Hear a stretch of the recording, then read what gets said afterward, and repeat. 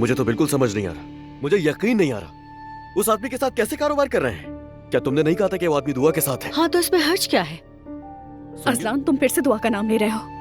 मैंने तुम्हें मना किया था ना, फिर से दुआ की तस्बीह। उरूज, बात यहाँ दुआ की नहीं है, मेरे घर वालों की बात है। उस आदमी को कैसे कबूल कर रहे हैं ये लोग? हो क्या गया आप लोगों को?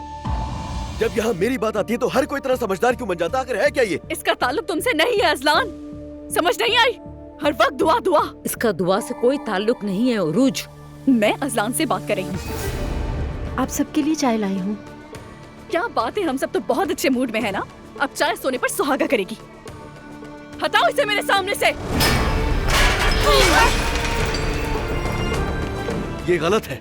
तो फिर ये भी गलत है कि दुआ इस घर में आती है। ये क्या बकवास कर रही हो तुम? मैं नहीं, तुम कर रहे हो।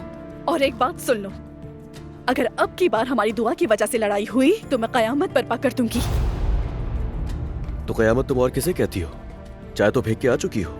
दुआ की वजह से ऐसा हो रहा है। छोड़ दो दुआ को। चिल्लाओ मत मुझ पर। एक पुराने गांव में नई रिवायात लाना उसके निजाम को मुतासिर कर सकता है। खुदा के लिए भाई, यहाँ नई रिवायतों को लाने वाला मैं नहीं हूँ, आप हैं। कहना क्या चाहते हो?